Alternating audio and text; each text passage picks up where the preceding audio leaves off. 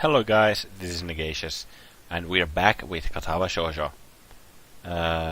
Last episode, we introduced ourselves to the class that we were going to be in, the class 3-3, or 3-3, whatever you prefer.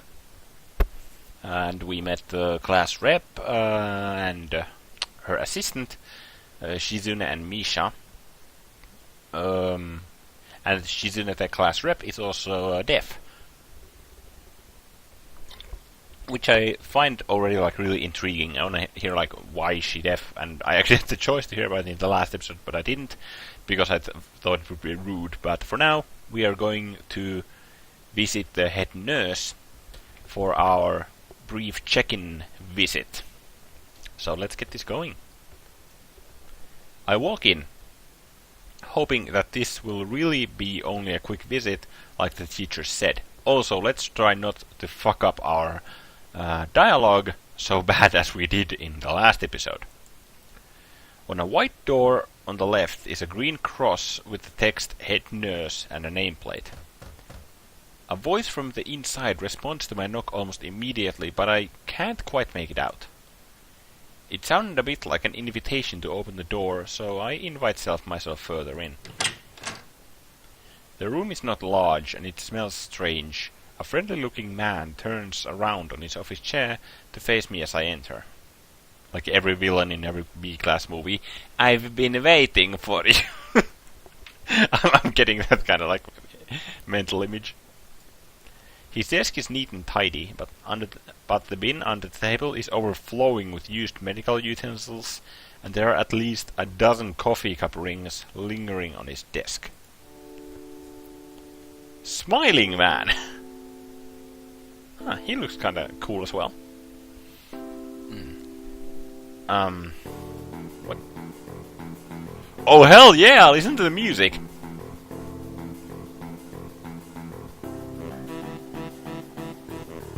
This reminds me of that one game. What was it?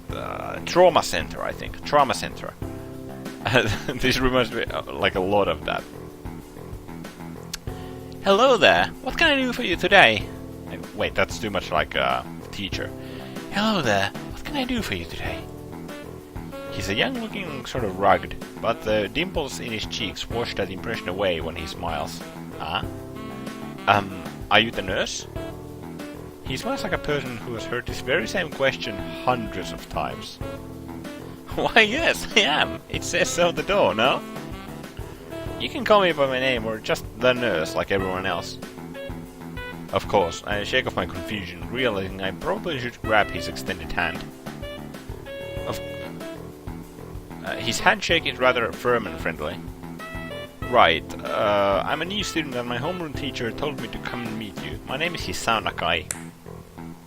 His eyes light up with revelation and he snaps his fingers. Oh, you're that Nakai! I was just reading your file in the morning. Some kind of chronic arrhythmia and related congenital heart muscle deficiency? Jesus, medical terminology. Right? He gestures me to sit down in a vacant armchair in front of his desk. Yes. Good. Well, you've probably been briefed about the school enough, so I'll just go over this quickly. We have all kinds of facilities available, mostly physical therapy and such. There's always someone from my staff around, even at night, so never hesitate to call us if there's a problem. The famous 24-hour nursing staff. Wow, this is like a hospital. Well, not exactly. For instance, we don't do brain surgery here. His joke feels so out of place that I'm left thinking why he even said it. I like this guy. He's really cool. And if this is his theme, holy god. Yeah, that's just... It's really weird to have so many medical people at a school. You look at this there. I'm not so sure of that myself, but I don't let the nurse know it. Now, let me just find your file again.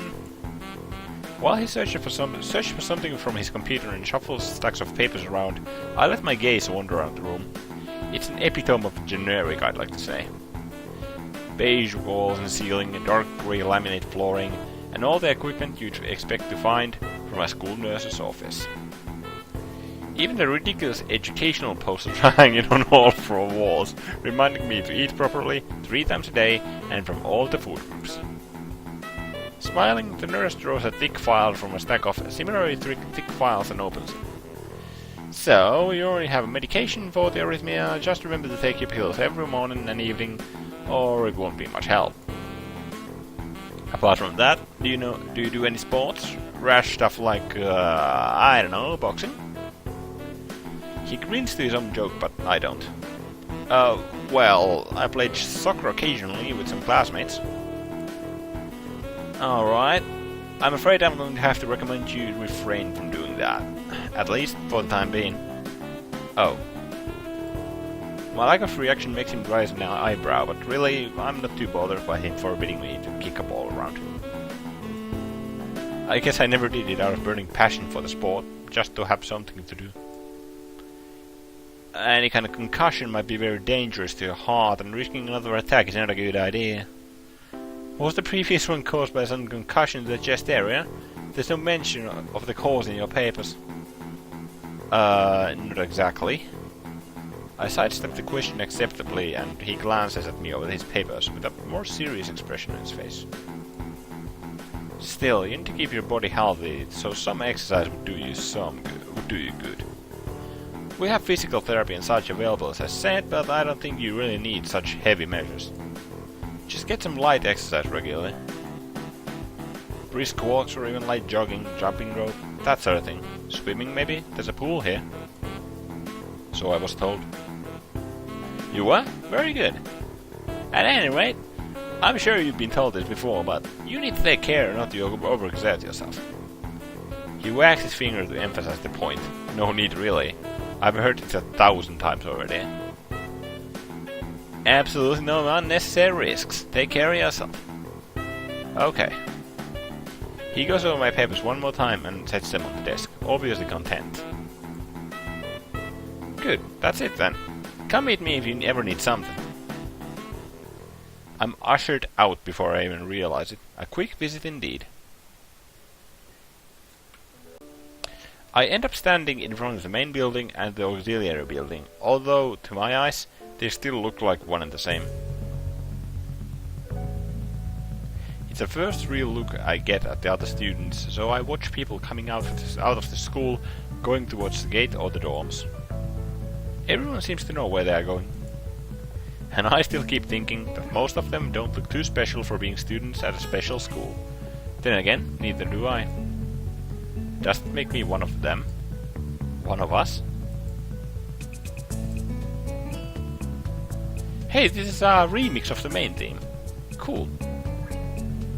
I should go somewhere to prevent me from getting lost. It's around dinner time, but I feel tired instead of hungry. The wariness in me only grows as I trudge towards the dorms, set a little way apart from the main building complex. This looks absolutely gorgeous. There's a garden of sorts between the school and the dorms. Shrubbery, flowers, and that overbearing smell of fresh cut grass that fills the atmosphere. It dawns on my tired mind that the smell feels novel because I haven't been outside at all for so long. The dorm building... there's a graffiti on the wall. The dorm building is big and made of red brick.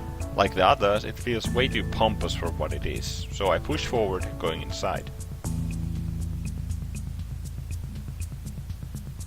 It takes more time than necessary to fish out the key I was given from my pocket. Room 119. Despite the ornate exterior, the inside of the dorm is fairly new, functional, and boring. Just like in the main building, the halls and doors are wide to accommodate wheelchairs. The same goes for the elevators at the ends of the hallways. I poke my head around the corner of the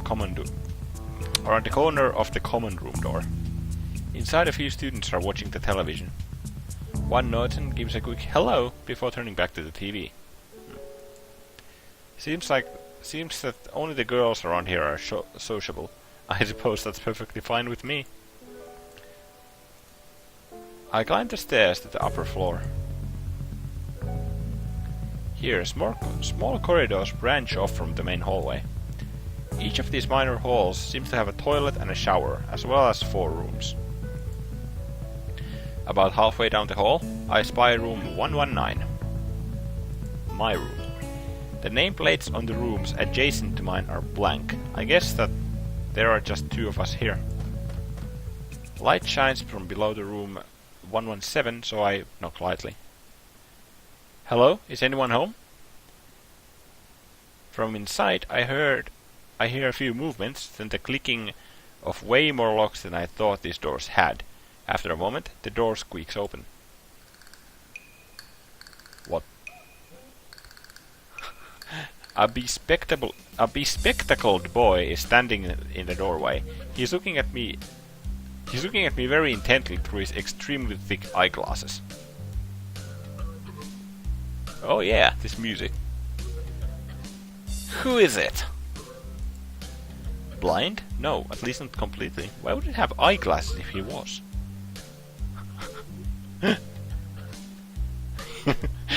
He leans closer to me until our noses are almost touching. His breath stinks of garlic. Hisao Nakai, I'm moving into the next room. I thought I should introduce my... His face suddenly brights in realization, and he stands back upright, thrusting his hand out in a smiling greeting, almost straight to my diaphragm. Diaphragm, yeah. What? Oh, sup, dude? Name's Kenji. What? Oh, sup, dude? The name's Kenji. Hi. I take Kenji's sweaty hand and shake it. Still a little rattled by the sudden change of attitude and a vehement welcome. There were some suspicious-looking people going in and out of your room earlier. God damn it! There were some suspicious-looking people going in and out of your room earlier. It was probably my parents. Your parents? You sure? Because they could be some other people too. You can't judge a book by its cover. His out-of-place proverb is left hanging between us awkwardly as I try to think of some way to respond. I'd say the chances are high enough. He shudders and makes some exaggerated hand gestures. You're a brave man, Hisao. Me, I don't think I could trust the chances. The only one I trust is myself. Does that mean I shouldn't get to know you either? He thinks about this for a while. A wise decision. Damn, you're smarter than you look. What? Probably. What do you look like? I hope not smart. Oh, so he is blind. Or is he? He squints his eyes and leans closer again, but I lean backwards to dodge it. Never mind, it doesn't matter. With that, he turns, fumbles around for a moment in search of the door handle, and shuts the door behind him. So he's just very bad-sided. I take it. I slide the key into the lock of the door marked 119. Just bed. Just a bed. Like, there you go. Bleak beige walls, a white linen, a desk made of some type of light wood, ugly curtains. It's no one's room, impersonal, like my hospital room was. My bags are sitting at the foot of my bed, looking a lot emptier than they did this morning. The closet is sitting open, stocked with my clothes. Also, it seems there are a number of school uniforms hanging there as well. A note is pinned to the sleeve of one of the shirts. Hi Hichan, we've unpacked your things and made your bed. They said that if these don't fit, then you should go to the office tomorrow. If you have any problems, you can always call us. Love, Mom and Dad. Oh? Well, at least I don't have to worry about unpacking. I kinda hoped I would have. Then there would be something to do. It's still too early. I put the note down on my desktop and lie down on the bed, feeling drained. Lying there makes me want to read something, but I have nothing with me.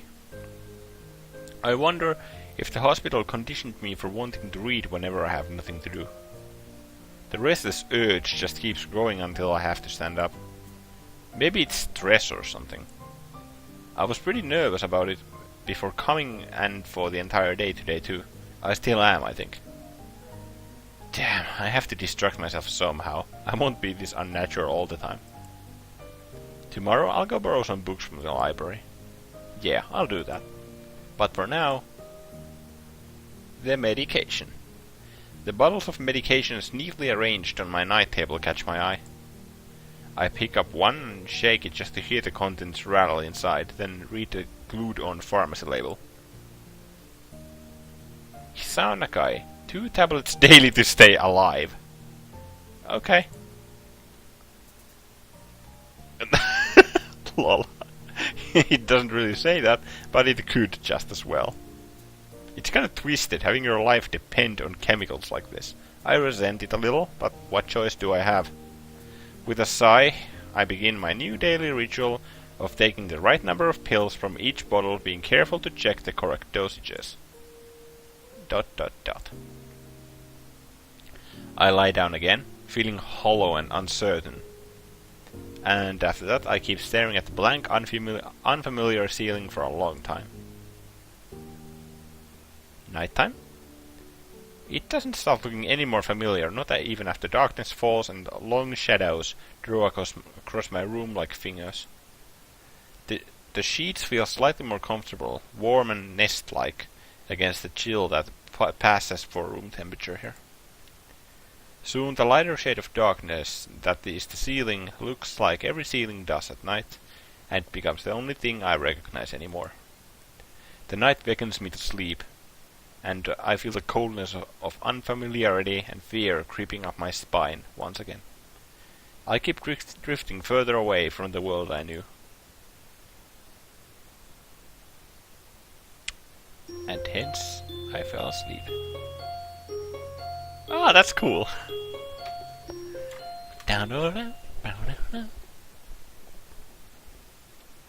A new day. I wake up in a strange room. Solid morning light shimmers against the light grey ceiling. I had forgotten to draw the curtains closed last night. This is my room, isn't it? My room. This is the 3rd room this year that I'm supposed to call mine. Various things here remind me of that indeed. It's me who is supposed to be the one living here. My bags on the floor, my new school books on the desk, my numerous medications on the night table. I stare at the bottle for a moment, deliberating until I open up a bottle, shake out the pill, and pop out a tablet from a foil sheet. I down them with a chaser of water without thinking about the chemistry. My uniforms are in the closet. I sink out from under the sheets and stretch my back before dressing up. Putting on a new school uniform feels like dressing in someone else's clothes. The artificial smell of generic detergent invades my nose, but the feeling of fresh cloth against my back is a good one. A natural one. It feels like a school uniform, as it should. It's not much different from what I used to wear before. That goes for other things too. So far, this place seems more or less like a normal school. Except for the people. I think back to my talk with Kenji yesterday. Misha's constant laughter and Shizune's sweeping sign language gestures. That's a hard word to say for me. Well, I've only met 3 students so far. Maybe they aren't that normal, but I'm sure others are. Or perhaps people like them are what passes for normal around here. Probably because it's a school for disabled kids. But I mean, you shouldn't judge a book by its cover. Yeah, what does pass for normal around here? What do people do? I didn't see a lot of kids hanging around after classes yesterday, so maybe there are clubs. If so, I wonder if I should join one. And back to the classroom. All through class, the question remains on my mind, so I decided to ask Shizune about it when we split into groups. After all, she did say if I had anything I wanted to know, I should ask her.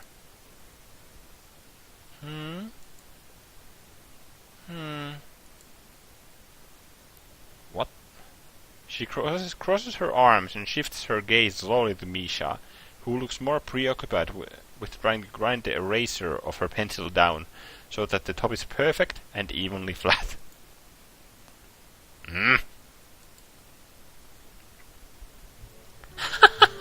Sorry, Michi-chan.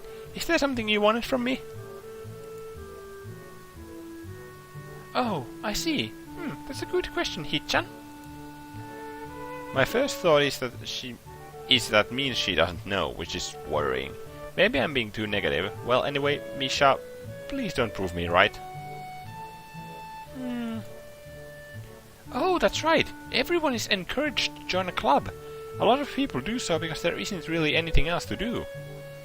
There are also school events, like the festival coming up in a few days.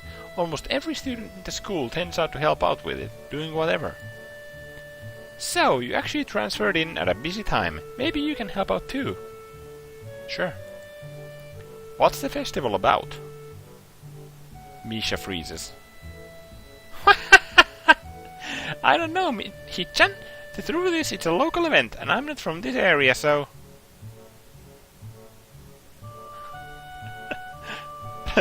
That's so cute with them signing to each other. She starts signing desperately to Shizune, asking her to bail her out. Shizune adjusts her glasses at the end of an oddly grandiose flourish and starts signing hard and heavy. Huh? Okay. Who cares? Misha puffs out her chest as she shouts Shizune's words out at me with a disproportionate amount of pride. Too loud. I can see heads turning to look in our direction. Not so loud. Human beings evolve with each new generation. The ideals and beliefs behind the festival will inevitably change with time. Now it's about delicious fried food and amusing little games that you can play to win prizes. Ha ha ha! The teacher clears his throat very loudly, batting his long wooden pointer against his other palm like a baton. He shoots a pointed gaze at us. Finally noticing where we are, Misha stifles a yelp and quickly quiets down. Shizune doesn't seem embarrassed at all, though brushing it off without a care.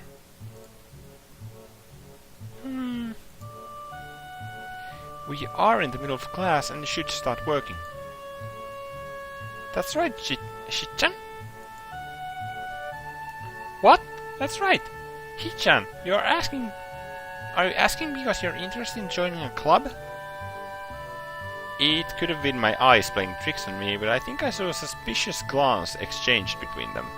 Misha's tone has also changed, although it does that every other word anyway. Yeah, I was thinking about it.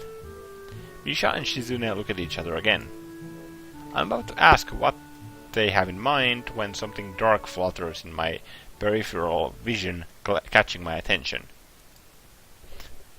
Out of the corner of my eye, I see the girl with long dark hair get up from her desk and slip silently towards the door.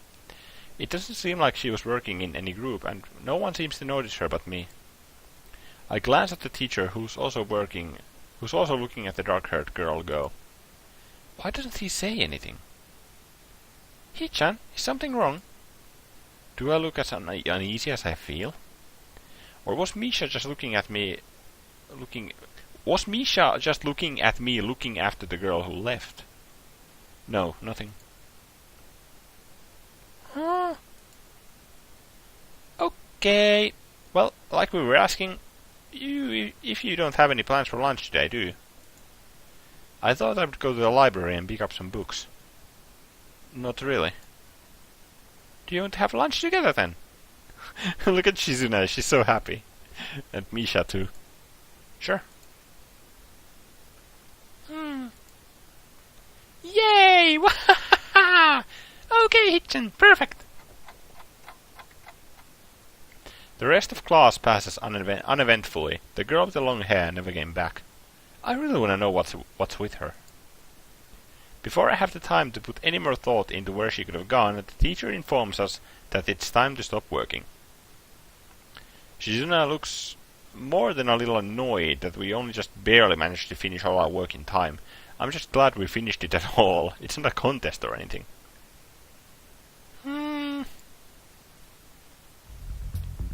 Yes, it is, Hichan. Impossible. Really? Really? I've noticed this before, but it's kind of funny how Misha is always moving her hands and signing not only everything she says, but what anyone else is saying at any given time. Oh! Okay. Obviously, it must be so Shizune can understand it. Her eyes dart back and forth between Misha's hands and me. I don't know who I'm supposed to be looking at.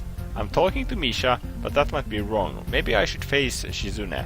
I'm used to looking in the direction of the person whose voice I'm hearing, but really. Shizune can't hear me, but it would be disrespectful to talk to her only through Misha. Then again, isn't that what she's doing? No, she's at least looking at me. This is all very confusing and will take some time to get used to. It's not a contest because contests are competitions over a prize. If there's no prize on the line, then it's not really a contest. Shizune's eyes flash dangerously with a competitive glare. She stares at me, as if surprised that I'm challenging her. I think maybe this is a contest to her. I never noticed before how dark and blue her eyes are. It's truly an alluring gaze.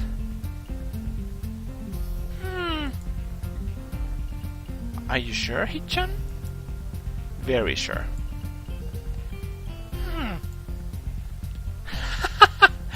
You're wrong, Hichan, because I don't want to be the slowest one in the class. Therefore, what's on the line is my confidence and my abilities, and the prize is the satisfaction of proving them.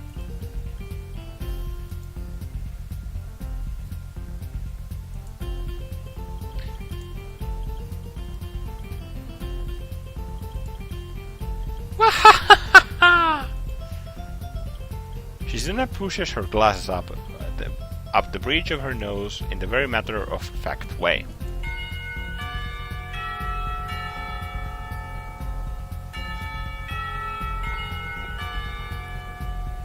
I'd argue more, but the bell rings and she quickly gets up and picks up her bag, looking at me expectantly. I had almost forgotten that I was supposed to have lunch with them. Okay, and that's where we're gonna cut off this episode of Katawa Shoujo. Thank you very much for watching, guys. And if you enjoyed, please make sure to hit that like button and subscribe and share the love and video around. I'm really enjoying this game. Like, I'm immensely enjoying it. It's really fun. For now, I will see you guys and girls in the next episode of Katawa Shoujo. Thank you for watching, and see you soon. Bye!